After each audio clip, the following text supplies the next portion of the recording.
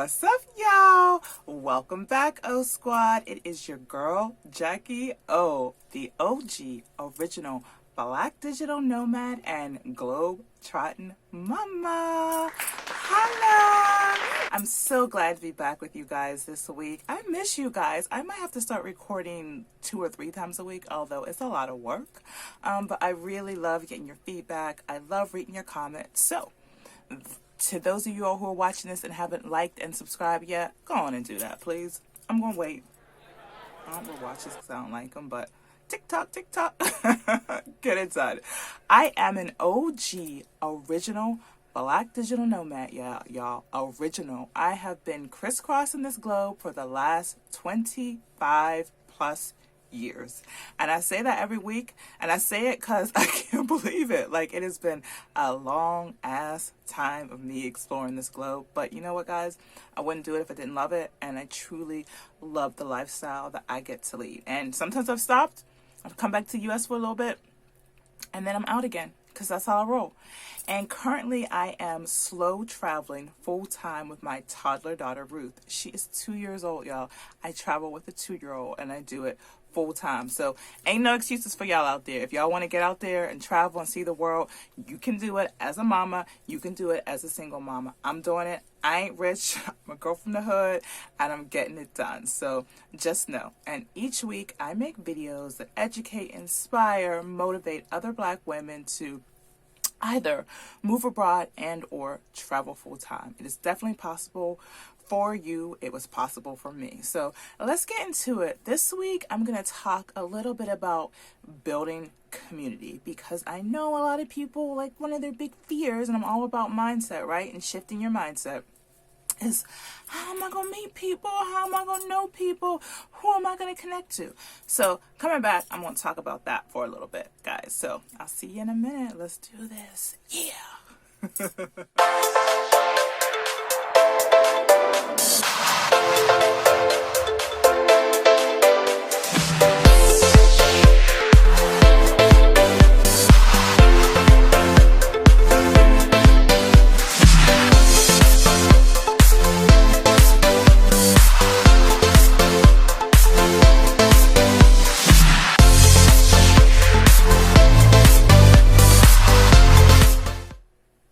So guys, I will tell you that when you travel with a child or children, it is so much easier, at least in my humble opinion, to meet people. And I guess I meet quality people, right?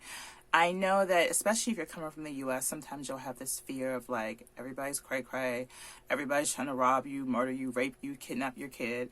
And not that I want you to completely, like, eliminate those fears from your mind, because you shouldn't. You should always be street smart wherever you are. Like, don't forget, use common sense, because even though common sense is supposed to be common, it ain't that common. So don't be stupid. Don't get into a stranger's car.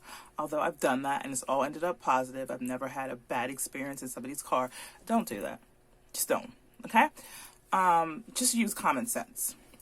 But just going back to forming community, one of the things that I have found is that, especially Ruth, and you guys know, my daughter who passed away, Natalia, they are just attract people and amazing people who just want to come and talk to them and understand that you're traveling the world with your kid and just talk to you and connect with you, either other families from that area, etc. So use your kid. Like, I don't say that in a bad way, but kids aren't bashful. They aren't shy. I spend a lot of time with Ruth, well, pre-COVID-19, in parks and other places where families, local families, congregate. Now, guys, I'm going to keep it hella real with you.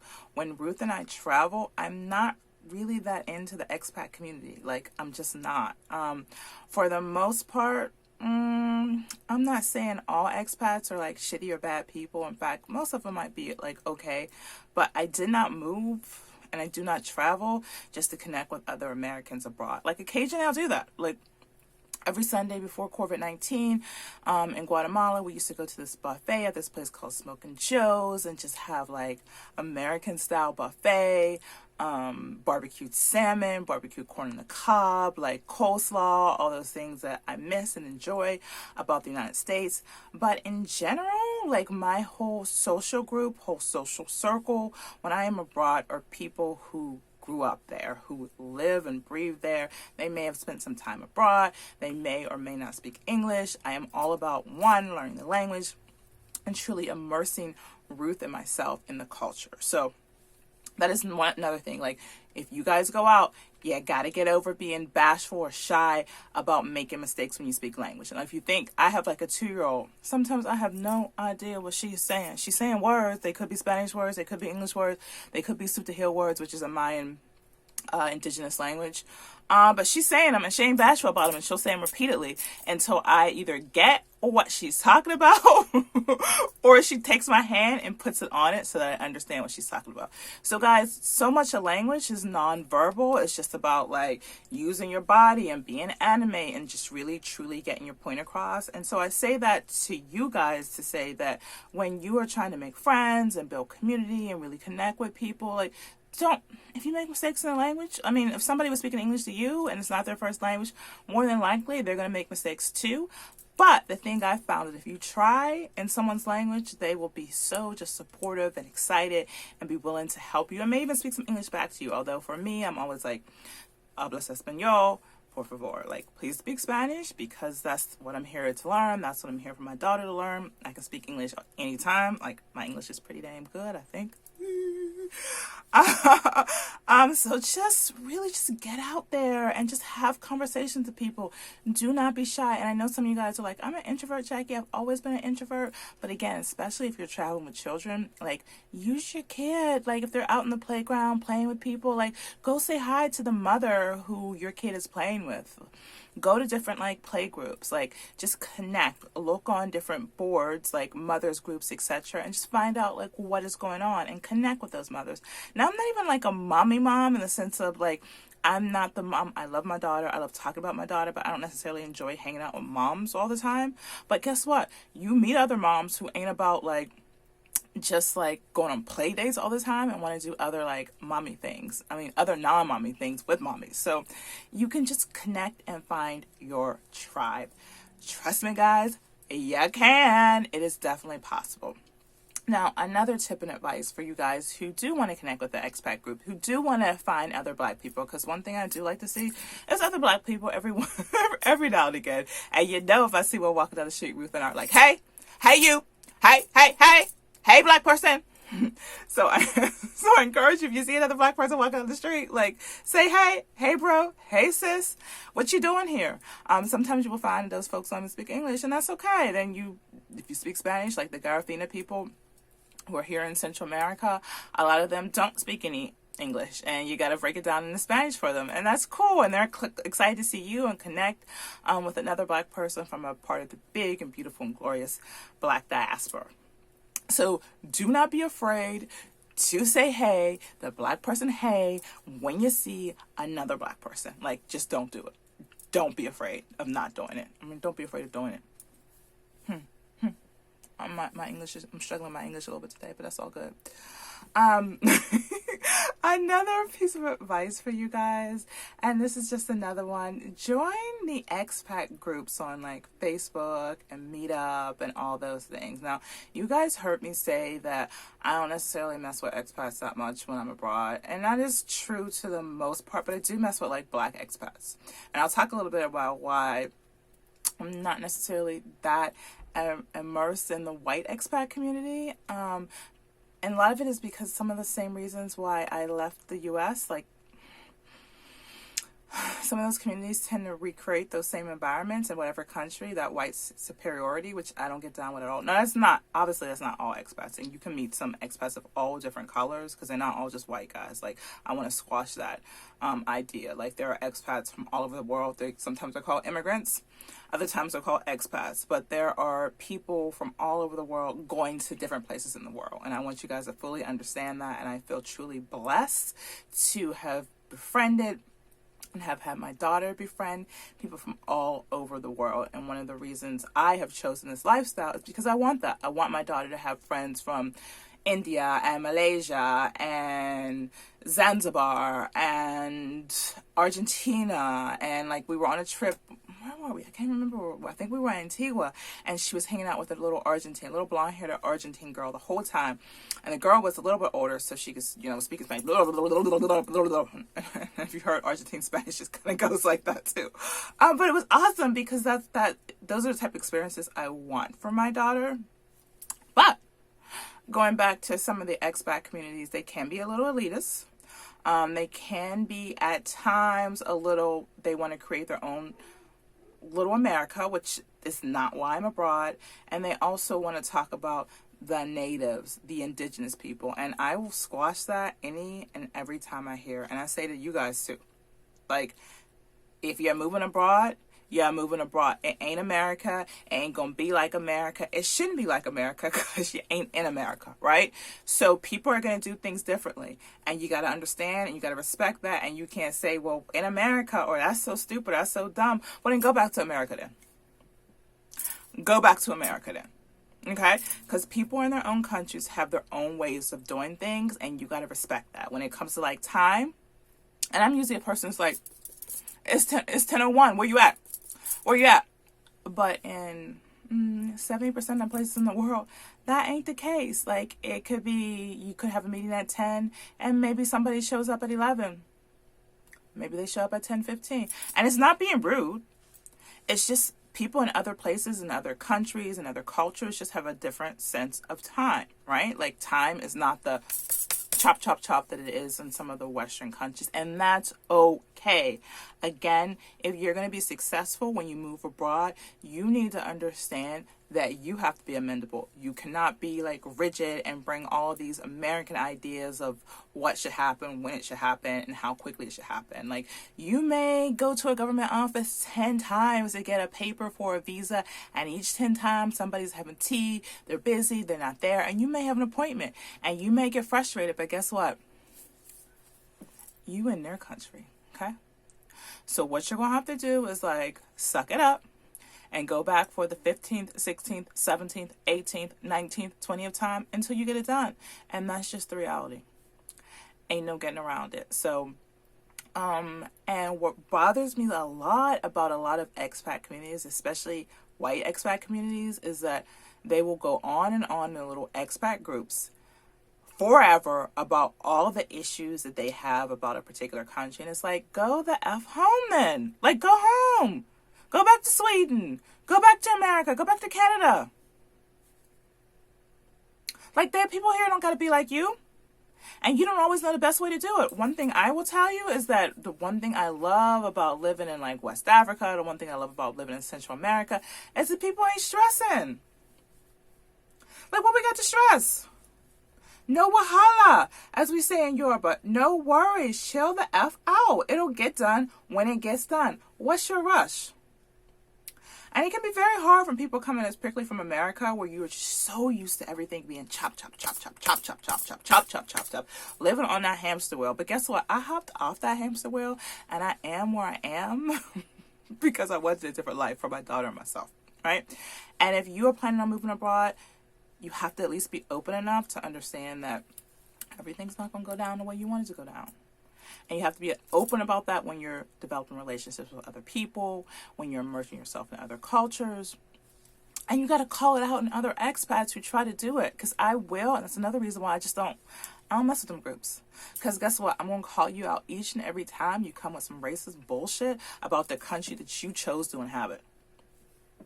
Okay? And I've seen black people do it too. Because especially like a lot of like black Americans, because sometimes we recognize our privilege and sometimes we take that privilege and become colonizers ourselves. And for me and for the people that I coach in my coaching program, the people that take my courses, I ain't supporting people moving abroad who are going to be colonizers. You heard me. I ain't supporting people moving abroad who are going to be colonizers. So if you're trying to move to Africa because you want to fix Africa, you want to change Africa, stay the F home. You heard it here first. I ain't struggling, so I don't need that much business that I have to coddle people and to change my message in any sort of way. Like, you move abroad because you want to be open, you want to expand your mind, you want to connect with different people from all over the world, and you want to understand and appreciate their values, their ideals, their history, their culture. And if you aren't willing to do that, then you ain't ready to leave home. Now, it doesn't mean you have to agree with everything, but if you truly want to form community, if you want to connect with people, you just have to have a willingness to listen and to understand. Now, let me give you guys an example. When I was in Colombia, Colombians are really into like blackface. Like, black people do it, white people do it, and there's a lot of black people in Colombia, guys. Lots of black people, okay? Lots of black people and lots of people of mixed heritage. Don't let the media fool you and have you thinking that all Latinos got blonde hair and look like Shakira, okay? No, they don't. There's people who look just like me who speak nothing but Spanish, okay? So, and blackface is very much a part of like their carnival and all that stuff. You'll see white people in it, black people in it, and like for me, that rubs me entirely the wrong way. Like, there's nothing really that you can say to me that will change my mind about blackface, but it's very much a part of Colombian culture. And I've had conversations in Espanol with black Colombians, Afro-Colombians, about blackface, right? And for them, the only way I can kind of equate it is to African Americans' use of the N-word, which I also don't agree with. I don't use it. I don't think that's a good word. I think that word is just ugly and disgusting. But for a lot of Colombians, Afro-Colombians, it's about taking the power away from the ugliness of blackface. And so that's why they do it. So I can relate to that. I can understand it. I don't necessarily agree with it because I don't agree with the use of the N-word, but okay. At least I had that conversation. I understand where people's perspective is, and I've kind of expanded my perspective. Now, will you ever see me becoming a champion for blackface and saying it's appropriate in any sort of situation? Hell no. Will you ever hear me say that N-word's appropriate in any situation? I don't think so, but at least I'm open enough and I respect people and their cultures enough that I can at least ask questions. I can begin to grow and to understand and to see their perspective on their own history and lived experiences. And again, guys, if you want to have community, if you want to truly connect with people in their homelands, you have to ask those questions. You got to understand their culture. You got to understand their history. And you just can't constantly judge. And that is probably one of my biggest issues with some of the expat communities around the world. And I've experienced a lot of them, is that there is so much judgment and condemnation of people, of indigenous people in their own countries. And like, that's not what I'm about, right? That's not what my travel experience is about. It's about learning. It's about growing. It's about learning to understand, even if I don't accept, even if I don't agree with it, right? Like, I'm not going to agree with female genital mutilation, right? I think that's wrong. But, you know, half of me comes from a country where, you know, that was practiced for a time, and it still is practiced, even though it's not supposed to be, right?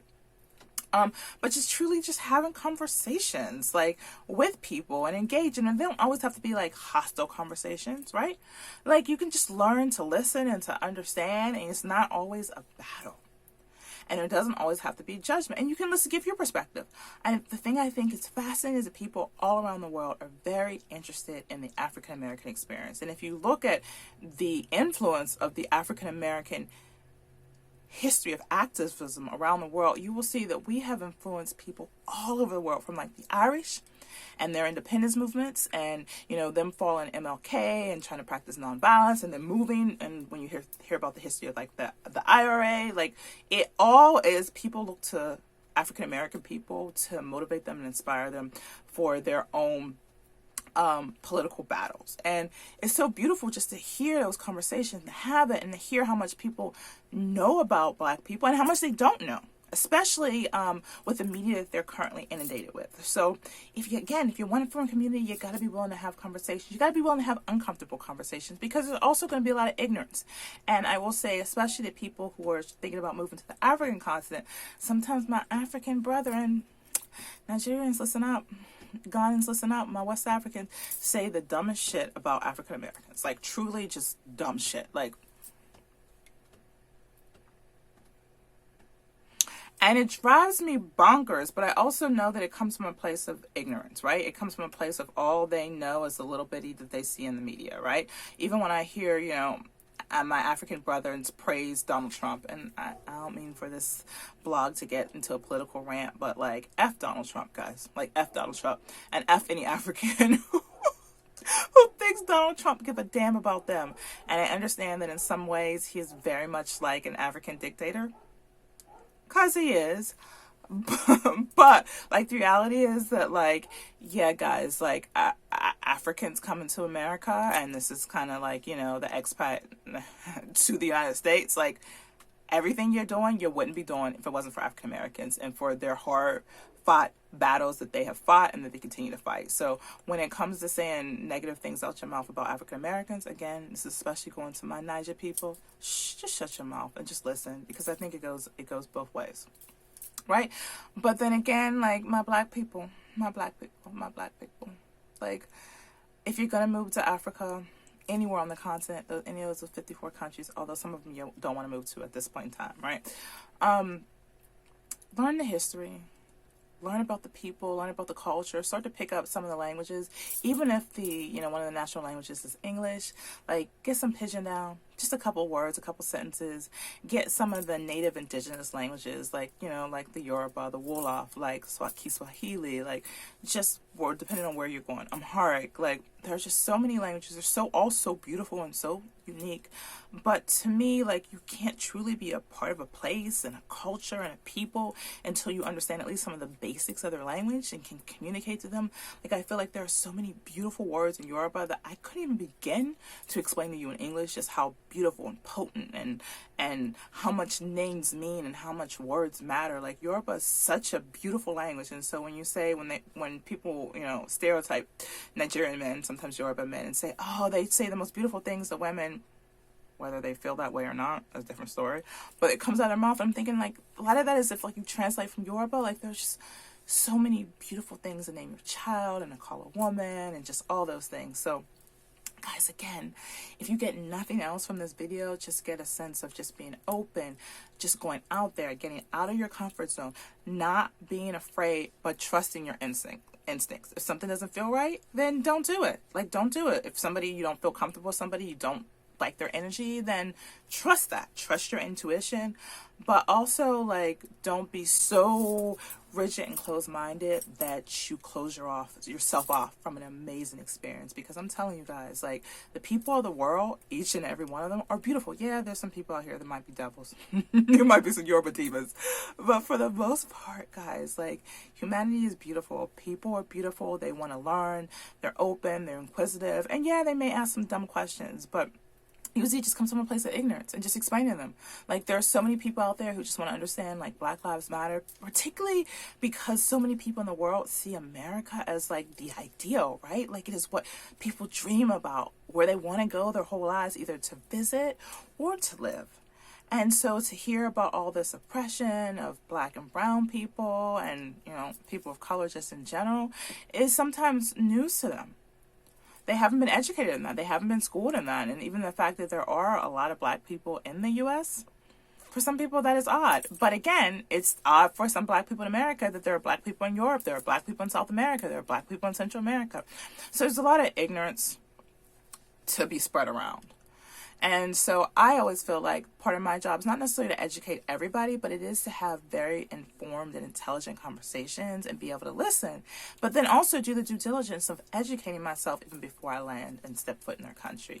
One of the most fascinating conversations I had was with kind of my driver assistant when I was in El Salvador, just learning more about the war in El Salvador, the civil war, and how profound it was and how big an impact and why it is responsible for where Salvadorians are all across the world. Like, this is just fascinating stuff, and the U.S. role in that and how we are responsible. Like, when you talk about meddling in elections and Russian interference, the U.S. has been doing that for centuries, literally, like centuries, basically destroying European Central American countries and other countries, African countries as well. So just learn history. Like, I feel like to truly, like, embrace this lifestyle, you have to have some love of, like, history and knowledge and understanding and having conversations and being open and being curious. And That's the kind of daughter that I'm trying to raise. That's the type of person that I'm trying to continue to be.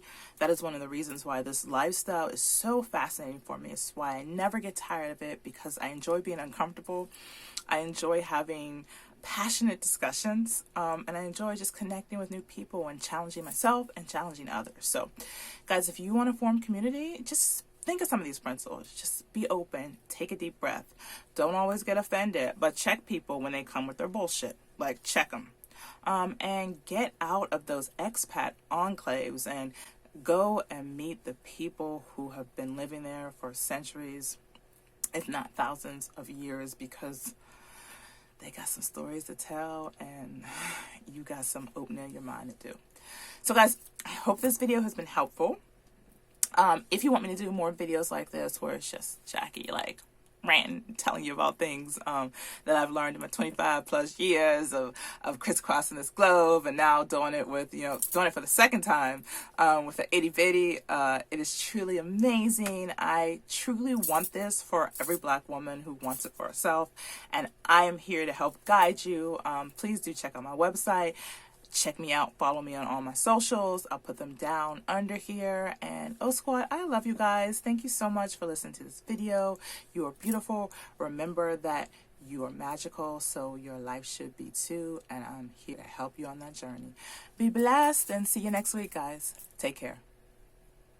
Hey Black girl, hey, you good? Cause I'm fabulous. I'm a digital nomad and my lifestyle allows my daughter and I to experience new places, culture, foods, and people.